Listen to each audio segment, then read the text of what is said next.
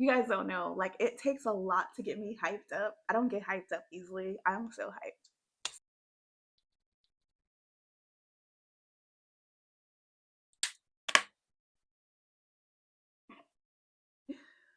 Oh my god. I cannot stop smiling. You guys are gonna see more videos like this, on Instagram. When I used to be on Instagram, I would get all these videos, smile, Aisha, smile. Because I try to take my pictures very serious.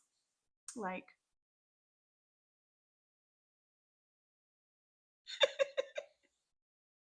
I can't be serious anymore, guys. I am so excited. Oh my god.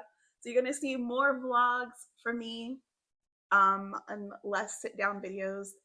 Um, I think it's time for a change. I think it's time for a change. I just did not know that the change would be coming this soon. Oh my god, I'm so excited. You guys don't know. Like, it takes a lot to get me hyped up. I don't get hyped up easily. I'm so hyped. So I just made my consultation with Joe Hatagwa. So if you're familiar with Authentic African, Joe talks about all things West Africa. He talks a lot about Sierra Leone. He talks a lot about Ghana. And I've gotten to know Joe over the years. I think it's been maybe 2 years. No, 21, 22, almost 3 years now that I've known Joe. Has it been 3 years? Wow. So I've had a couple consultations with him. He helped me get my Airbnb in Ghana set up. And now Joe is helping me with my house in Sierra Leone. I'm so happy. I said this like weeks ago. It wasn't even that long ago, like in the beginning of January, like the first week of January, that I started my business, Legacy Planning and Preservation, so that I could set things up for myself to build the life I want, to build the dream that I want. So most of you don't really know me personally. So my name is Aisha Rahman. I'm an archivist. I'm a genealogist. I'm a heritage traveler. I am also married. I am a mother of 3 adult children and 6 grandchildren. I got married very young. I homeschooled my kids and I did web design from home as a business for over 20 years before I decided to focus on myself and go back to school and figure out like what is it that makes me happy in life. I dealt with a lot of like codependency. I got very depressed. And actually, before I went back to school for library science, I went back and got my PhD in transpersonal counseling, um, which is really a fancy word for spiritual counseling. So, my degree is in psychology, and I dealt a lot with like art therapy, self development, stuff like that. And it really helped me when it was a very, very difficult time in my life. There were times, trigger warning, there were times when I just did not want to go on. Like, I would be cleaning the bathroom and just be in tears. My husband's like, "What's wrong?" I don't know what's wrong with me. I just was very unhappy and I just wanted to get out of this rut that I was in. It was like I would wake up every morning, homeschool the kids, help them with their homework, clean the house, and that's it. I'd go to sleep and do it all over again. I was really not pouring into my own cup. I was really looking outside for happiness. I thought that volunteering at my masjid, running the Girl Scout troop, homeschooling my kids, I literally prayed. Muslims pray 5 times a day. For every 5 of my prayers, it included a dua for Allah to make me the best mother, the best wife, and the best mother, the best wife, and the best person that I could be. And that was it. And it really wasn't, I really kind of lost who I was as a person, as an individual, outside of being a mother and outside of being a wife. And it wasn't until I was 40 years old that I figured out and had to learn what makes Aisha happy. Who is Aisha outside of those things? So I am older than 40 years old now, a lot older than 40 years old. And it has taken me a while to really figure out what makes me happy in life. And for me, I learned that having a purpose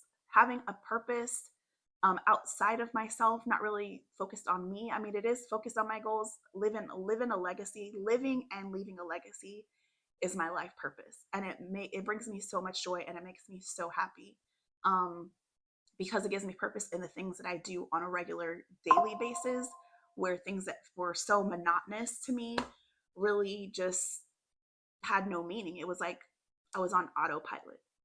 But for the last, I'll say 8 maybe years, maybe not even that long, I've just been on this journey, you guys, and it's just been really, really amazing. And it's time for a change. 2025 is the next phase of that journey for me. And I want to bring you guys along with that journey. So you're going to see some changes here on my channel. I am going to talk about genealogy still. I probably don't really have much to talk about in terms of genetic testing and DNA testing. I think I've probably said all I can say. But as I learn things, of course, I will share. But I am headed to Sierra Leone. I'm so excited. I'm taking my husband with me this time. He didn't go with me on my other trip to Sierra Leone when I got my citizenship. It was a very personal trip. So that's one thing I've done is I've learned to be a solo traveler. When I got married very young. How old was I when I got married? 20. I think it was 20. Got married in 97. So I was 20 years old when I got married, and I had this vision, this idea, I don't know why, this thought, and I think maybe my mom taught me this, that everything that I did would involve my spouse, that we're supposed to do laundry together, we're supposed to do chores together, we're supposed to shop together, we're supposed to travel together.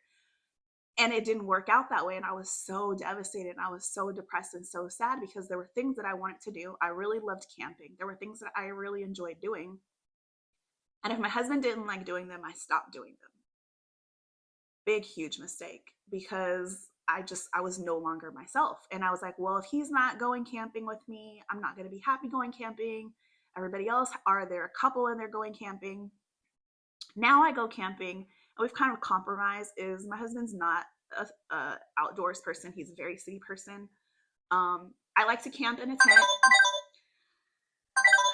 I like to camp in a tent. I like to, oh my gosh.